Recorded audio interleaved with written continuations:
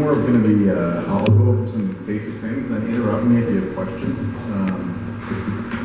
So I guess we'll start with, so this is OSSIM, OSSIM. It's a product by Alien Vault. It's kind of like a custom Linux distribution designed specifically for the security appliance. So in a small business or home, you'd load this on a PC with typically 2 Ethernet cards. One interface you would have for your regular management to access the web interface, and then the second interface you would typically set your switch up to do port mirroring, where you mirror all the traffic to one of the ports, plug that port into the second port, and then configure Alien Vault's OSSIM to sniff the traffic on that port. And Alien Vault has the open source Suricata, which is some would say it's like a successor to Snort. Snort's not deprecated fully, but Suricata has some functionality that Snort doesn't. You've probably all heard of Snort, I'm guessing. Yeah. So Suricata's main feature is that it's multi-threaded, and apparently Snort isn't, and I guess that's why it's sort of the default. You can, I believe, configure this to use Snort if you really want to. My understanding is Suricata is compatible with the Snort rule sets. So this is a pretty easy to use system. When there's updates available, you'll get an email. Probably I've deleted it. A little message thing will prompt you here. You'll have a message and it will say, okay, there's an update. So you go in here into deployment, the configuration, and there will be a little thing here saying that an update's available. You'll tap on that. You'll click upgrade all. It'll update the OS. It'll update Snort rules, SIM log correlation rules, that sort of thing. So we'll start with deployment status. So after you've got it set up to do your traffic analysis, the next step would be to take the OSSEC HIDS program and you put on your Windows, Linux machines. What it does is it'll report any log events back to the OSSIM box, and so then basically the OSSIM box's role is to take any events that happen on your servers and kind of correlate that with any traffic events that happen on your network, and look for, based on their threat intelligence system, Open Threat Exchange, it'll look for commonalities between rogue IPs and communications on your server, modified system files, things like that, and try to detect if you've got potentially a compromise. So, and if you do, it'll throw an alarm. So here's what the alarms look like. Gives you a bit of a visualization here, categorizes them into exploitation and installation. So thankfully, there's nothing there yet. Sorry, system compromise, exploitation and installation, delivery and attack, reconnaissance and probing, and environmental awareness. So environmental awareness isn't necessarily a security problem, but you could have a policy at your home, like you don't like your kids using BitTorrent because you're against piracy or whatever. So you can create alerts and rules for that. By default, it does alert on things like BitTorrent traffic.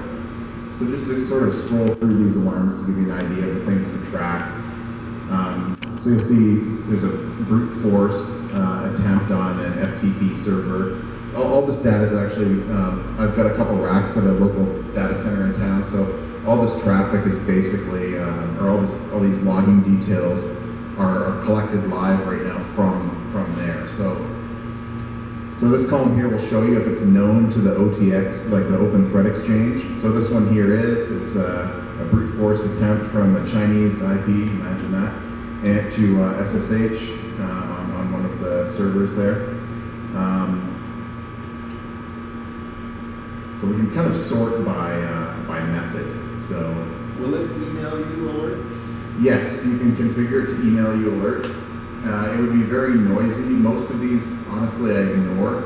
I'm more concerned about the alerts from the HIDS, like from what's installed on the servers themselves. A lot of this is just going to be noisy. It's just, endless brute force attacks and stuff this is in my environment where all of the machines behind the router are still on public IPs. In a home environment, I think this would be much more valuable because if you start seeing weird stuff on your private IP ranges, you've definitely got some problems. So I think, you know, maybe I need to relax this a little for my environment, but I set it up about, I think, a month or 2 months ago. So that shows like BitTorrent running on a machine. Probably shouldn't be. So what is this? Are you remotely connected into your block? Yep. Okay. Yeah, so I have a VPN set up to my microtik router at the data center, and then I can browse stuff on my private network here, which is this.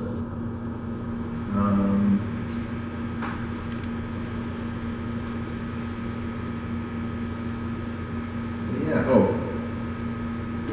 I'll kind of go through some of these options just to give you an idea of deployment status. Will show you where I have host deployed. I think I've only got it set up on one Windows domain controller. I don't have it. Yeah, so not really much there to show yet.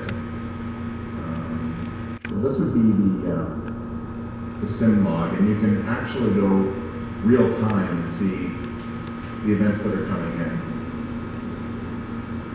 and it'll refresh for you. It uses the geo database here, so you can see the little flags of the countries where, you know, the potentially attacks are coming from. And this here maps the emerging threats, ET is emerging threats, Suricata rules. Are those just SNORC rules? Basically, yep. But the emerging threats has their own. Actually, they changed their name. They're called something else now. Maybe they were bought by Proofpoint, but yeah. So raw logs you can't look at because it's only available in the premium version. You can, however, do some hacksawing to export the raw logs from OSSIM to you could create your own help stack with Elasticsearch and Logstash and Cabana, and then do what you want with the raw logs. So, you know, it's that typical, two-tiered open source model, I guess. But I mean, it's most, use cases for this are probably going to be more entry-level use cases, and maybe you don't need the raw logs, but if you do, you can still figure out a way to get them. So it's also got a built-in ticketing system. So if you had a security team, you can set this up to create tickets for alarms of a certain threshold, and then you can have people action on them. Again, I don't think you probably use this product for having your own security operations center. I think it's too lightweight for that. You probably want to build something a little more robust. So, in the environment. So, this comes with built-in, find it here, the OpenVAS vulnerability scanner. So OpenVAS is a fork of Nessus, which is a fairly popular vulnerability scanner. So you would typically start out and you do a scan of the environment to discover what's there. It runs an nmap on all of your subnets, or maybe just one if you only have one, and then you can, and then it goes and actually, after it does the nmap, it starts probing stuff to try to detect actual vulnerabilities. So let's see if I can bring up a recent scan here. That's very hard to read. Basically saying, certificates expired, and it'll rank the vulnerabilities by how, its own sort of risk scoring system. I'm more familiar with the Nexpose vulnerability scanner for this one, so I can't speak too much to OpenVAS, but it works and it will detect pretty much all the same significant vulnerabilities. So it'll discover all the hosts on your network, it'll do a fingerprint on to, you know, detect what type of operating system they are, what version, and then it'll start probing ports, looking for banners, anything else, and then you can have it sort of try vulnerabilities on it if you want.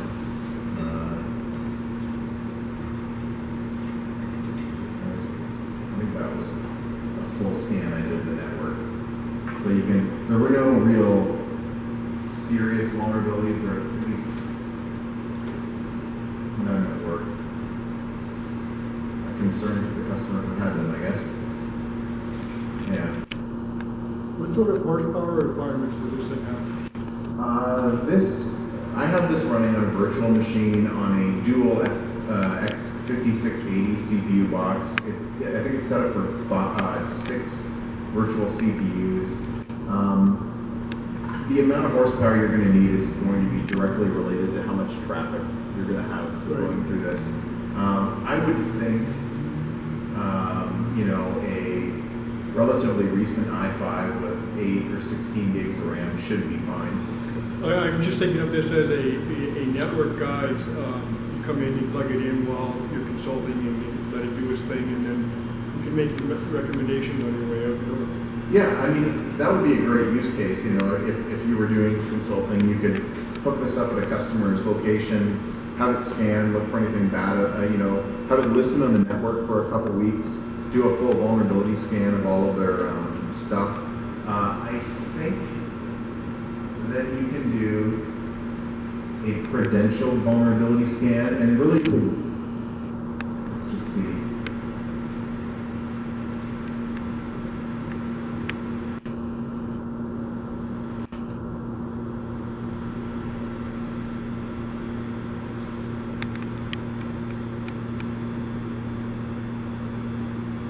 SSH, SMB, okay.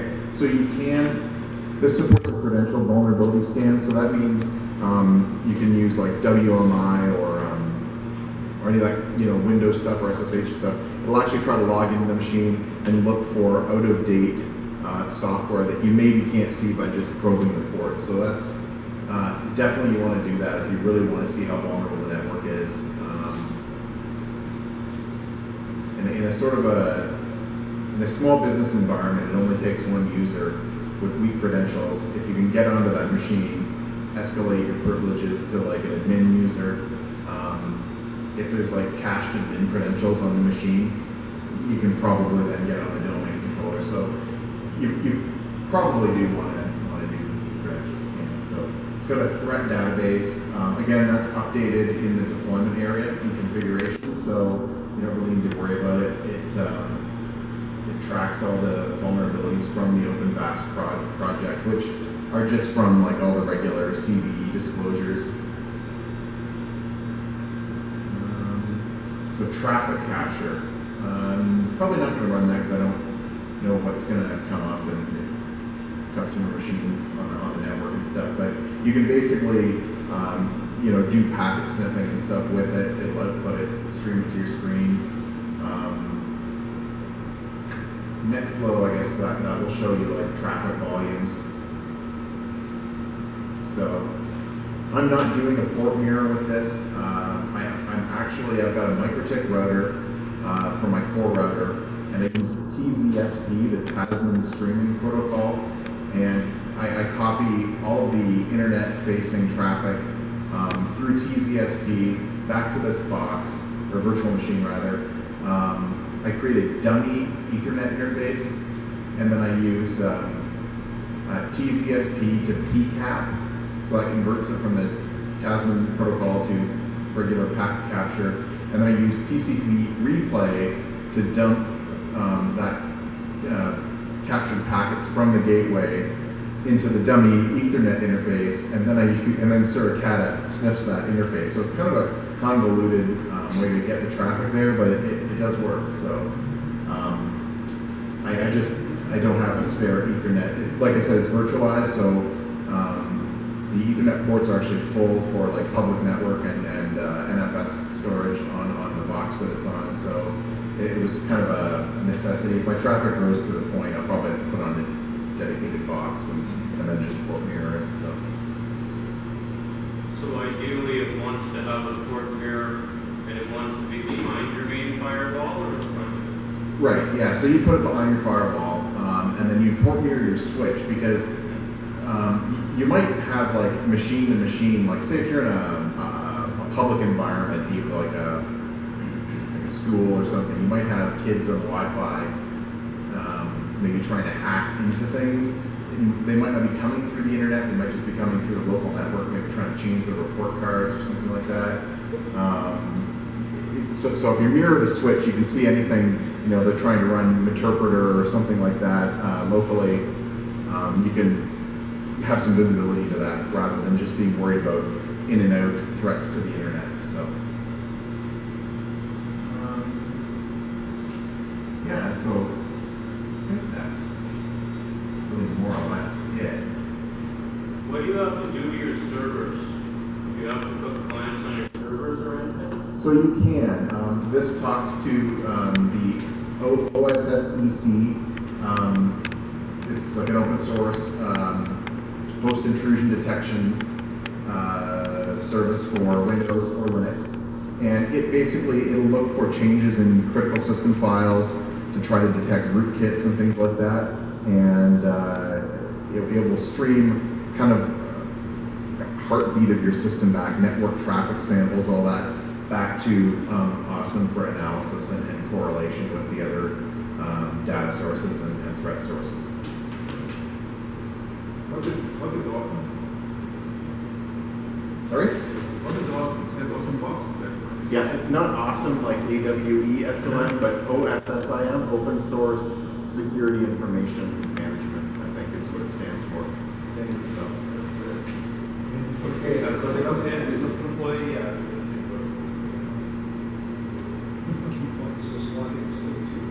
yes.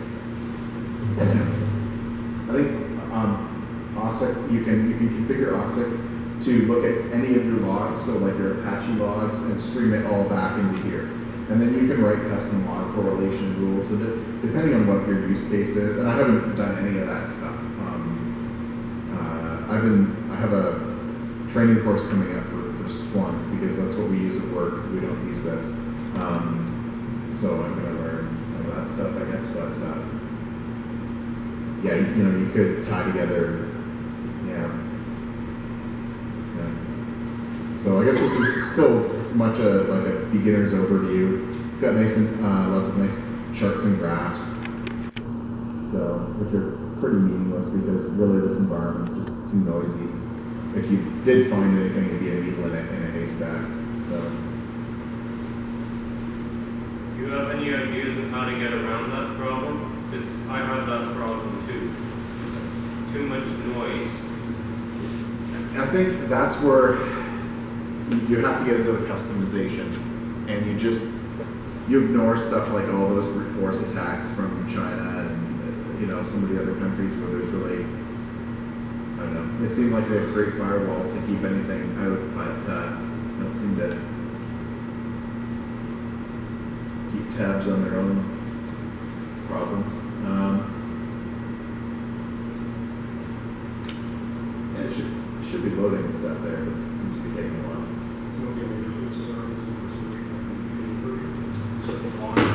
So the main, with a lot of security products, the other difference would be the threat intel you get. So if you pay for the USM product from Alien Vault, you'll get much higher grade threat intel rather than just the open threat exchange stuff. Things that might be tailored specifically to your industry, because if you're working like, I use aerospace and defense as an example, there would be specific threats that would be targeted to you that wouldn't be targeted to, say, I don't know, the food industry or something like that, right? So, yeah, I don't know much about that either. So, but, oh, the other thing I guess is that the USM product they built to be more scalable. So, like, you can cluster all the services to sort of build it out. This year, you're limited to one sort of main portal database server, but you can add additional sensors. So you can, when you install OSSIM, you install either as the sort of, you know, main portal type database, SIM log store, data store, instance, or you install it as a sensor instance. So you can set up as many sensors as you want. You can distribute them to different sites or whatever, and then it'll truck everything back to, and then your awesome, or sorry, your OSSEC daemon, your services that you run on your, you can run them on all your endpoints if you wanted to, also your servers. They go to the nearest awesome sensor box to sort of get packaged up and sent back to the main node. So, and then those sensors can also do things like, run the Suricata to send traffic to multiple sites. Have you tried deploying any sensors inside of a container? You mean like the Let's HIDS? see. No, you mean like the HIDS sensor? Not yet. No. It should be fine because it's just going to monitor all your logs and ship them back to. So. Just like coming up with a thing that requires a lot of container stuff. So they're doing a lot of work with GitLab and CNI CD.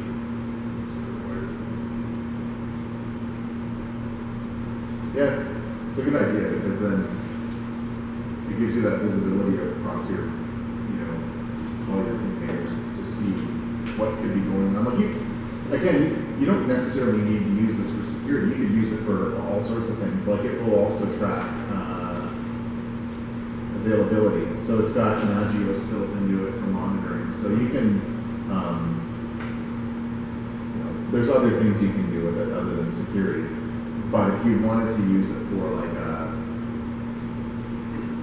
it's just a log aggregation tool, you'd have to, somebody has written a document on real-time exporting the raw logs into like a stack so that you can, work with it for other things. But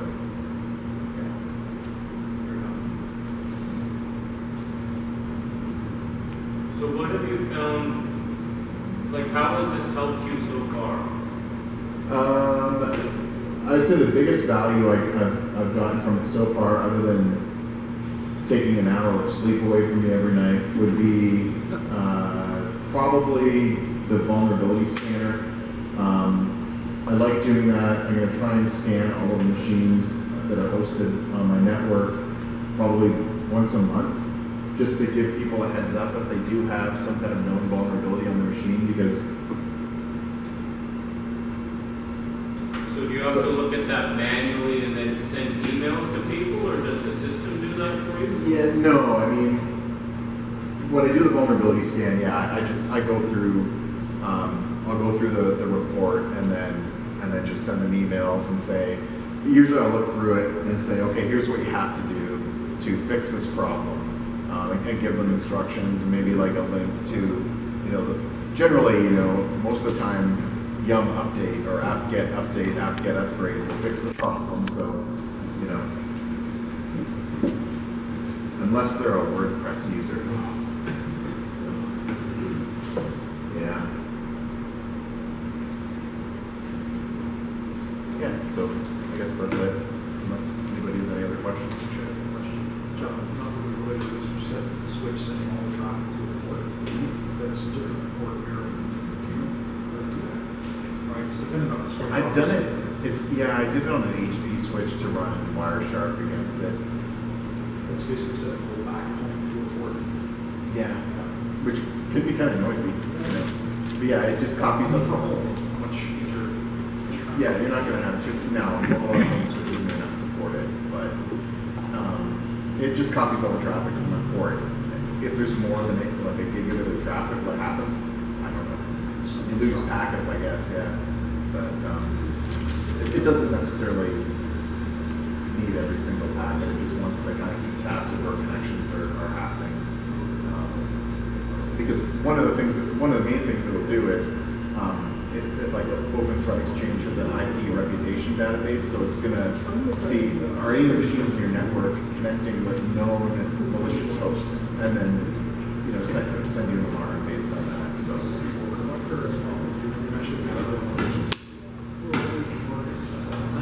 TCSP, I guess that's different than the flow collector. Well, net flows is just, that's just your traffic flow stuff. But TCSP is a way to do like that port mirroring, but over like a streaming protocol. I think TCSP is used for like if you wanted to do network intrusion detection for Wi-Fi networks. So your Wi-Fi AP may support copying all the traffic that it's seeing through TCSP to like NDAs or whatever. I don't. It's supported on a microchip. It's the only way that I can kind of ham and egg it together and get it to work. Yeah, so I can show you that.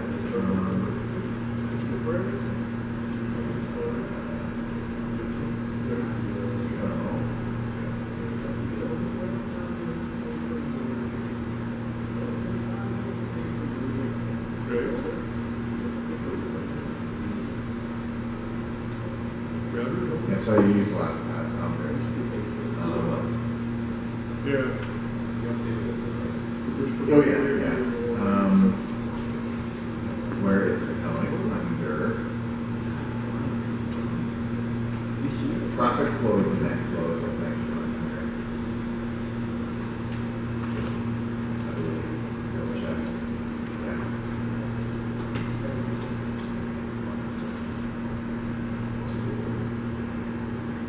Packet sniffer. So when a microchip, you go to packet sniffer, you go to streaming enabled, check mark that. Hosts, no, that's traffic going on. Oh, right there. Send it to that server. And then filter stream just removes duplicates of the traffic you're streaming, so it doesn't create like a feedback loop. So that sends it by TCSP to that host, which is my OSSIM box, and then you just log into that.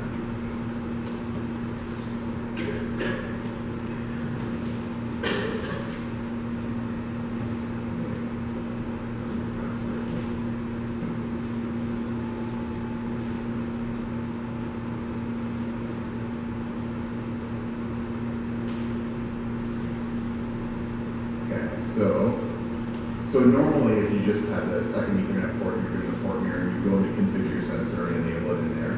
I don't really want to break anything, so I'm just going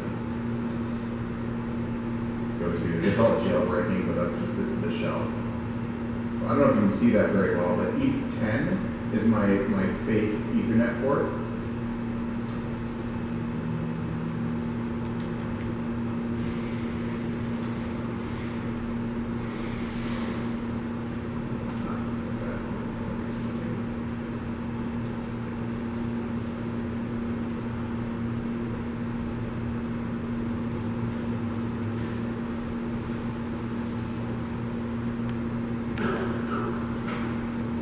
Okay, so right in this area, you can see that that's running the TZSP to PCAP that then sends it to TCP replay and then outputs it to ETH10, which is then where Suricata sends it.